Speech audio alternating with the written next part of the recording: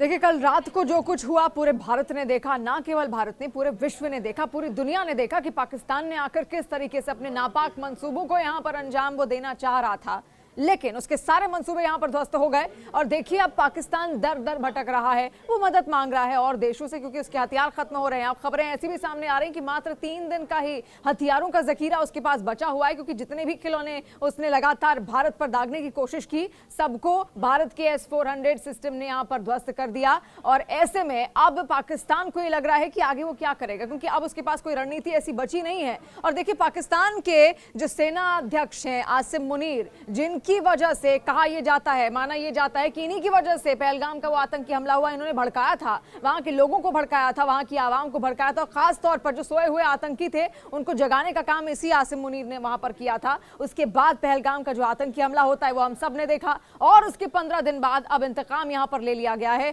आसिम मुनीर से, जो अब ये कह रहे हैं कि अब हमें बचा लो प्लीज। बार बार इनकी ओर से कहा जा रहा है, दुनिया से मदद मांगी जा रही है, क्योंकि अब हथियारों का जो जखीरा है आसिम मुनीर वो खत्म कर चुके हैं। इससे पहले आपने बहुत सारी खबरें ऐसी सुनी होंगी, कनाडा से कैसे कनाडा अपने परिवार को लेकर भाग गए थे, खुद भी कनाडा चले गए थे, फिर इनको वापस बुलाया गया जब सिचुएशंस बहुत ज्यादा खराब हुई। तो ऐसे हैं वहां के सेना अध्यक्ष और वहां के लोग, आप समझिए किस तरीके की कायराना करतूतें इनकी ओर से यहां पर बार बार की जाती हैं। और ऐसे वहां के हुक्मरान हैं, ऐसे वहां के सेना अध्यक्ष हैं, ऐसे वहां के सेना के अधिकारी हैं। अब इसके अलावा जो वहां के रक्षा मंत्री हैं उनका भी बयान आपको यहां पर सुनाते हैं। ख्वाजा आसिफ जो अब कह रहे हैं कि उनकी भी कोई मदद कर दे। वो बार बार सबसे पहले तो उनकी ओर से लगातार परमाणु धमकियां दी गई, बहुत सारी परमाणु धमकियां दी गई, बहुत सारी गीदड़ भपकी दी गई, और यह भी कहा गया भारत को कि अगर कोई भी परमाणु हमला भारत की ओर से किया जाता है, कोई भी हमला भारत की ओर से किया जाता है, जो जवाबी कार्रवाई तो उनकी ओर से की जाएगी, और उनके पास परमाणु बम है, यही वो कह रहे थे। लेकिन बाद में खुद ख्वाजा आसिफ, देखिए अब तो कह रहे हैं वो कि मैं तो लंदन चला, और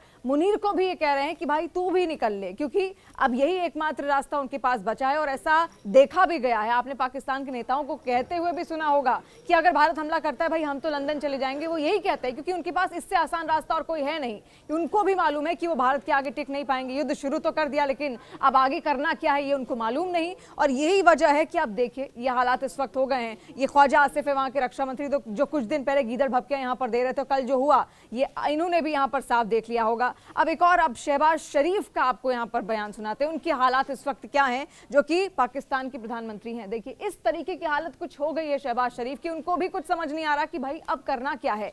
पाकिस्तान कह रहा है हम अपने आतंकियों को अब छोड़ देंगे, हाफिज सईद को रिहा करने की तैयारी वहां पर हो गई है, क्योंकि वहां की सेना से तो कुछ संभाला नहीं जा रहा, ना वहां के हुक्मरान कुछ संभाल पा रहे हैं। तो अब आतंकी ही आगे की रणनीति बनाएंगे, क्योंकि इतने सारे आतंकी ठिकानों पर भारत ने यहाँ पर हमला किया। अब पाकिस्तान ही मानता है कि उनके आतंकियों का मनोबल टूट गया होगा, क्योंकि वहां पर आधा काम सेना से ज्यादा तो आतंकी ही करते हैं, दहशतगर्द ही वहां पर वो काम कर रहे होते हैं। और कुछ ऐसा ही इस वक्त हाल है शहबाज शरीफ का, जो दर दर भटक रहे हैं। इसके अलावा दुनिया से गुहार लगा रहे हैं कि उनकी मदद कर दो, क्योंकि हथियार उनके पास खत्म है। जो हथियार अब तक चीन से लिए थे HQ-9 और उसके अलावा, वो सब खिलौना साबित हुए और सब कुछ ध्वस्त यहां पर भारत ने कर दिया। तो बुरे फंसे हैं इस वक्त शहबाज शरीफ, और दुनिया के तमाम देशों से गुहार अब तक लगा चुके हैं, रूस से कह चुके हैं।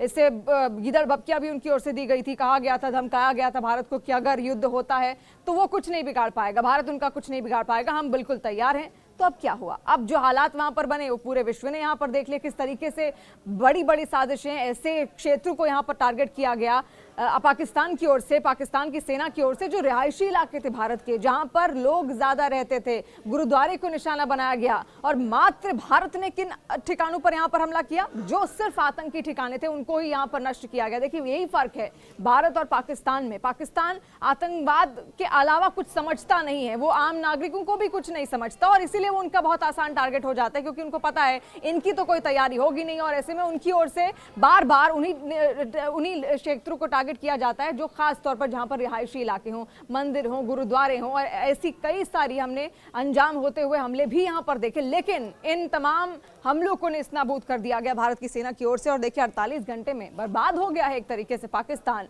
इससे पहले भी पाकिस्तान की ओर से हमला किया गया, रात भर किस तरीके से सेना ने जवाबी फायर किए हैं यह हम सब ने देखा। और सीमावर्ती इलाकों में, सीमावर्ती क्षेत्रों में, जो शहर सीमाओं के पास है, वहां पर भी हमने देखा किस तरीके से टेंशन पैदा करने की कोशिश पाकिस्तान की ओर से थी। अब अमेरिका के पास जो पाकिस्तान गया तो अमेरिका ने भी कह दिया आपका युद्ध है, आप खुद लड़ लो, खुद देख लो, हम इसमें बीच में नहीं पड़ेंगे। पाकिस्तान की ओर से साफ साफ कहा गया है। तो जहां जहां पर भी मदद मांगने गया पाकिस्तान, कुछ हुआ नहीं और अब वो अकेला ही पड़ गया है एक तरीके से युद्ध में। मात्र चीन उसका अगर सहयोग करेगा तो करेगा, नहीं तो चीन भी इस युद्ध में नहीं पड़ने वाला है। क्योंकि देखिए, कोई भी देश अगर इस युद्ध में पड़ेगा तो उनको पता है कि पाकिस्तान के पास कुछ भी नहीं है और पूरा पैसा उनका ही खर्च होगा, उनको हथियार देने पड़ेंगे, उनको कर्जा देना पड़ेगा पाकिस्तान का। और ऐसा कर्जे देने का फायदा क्या, जो वो कभी चुका ना पाए।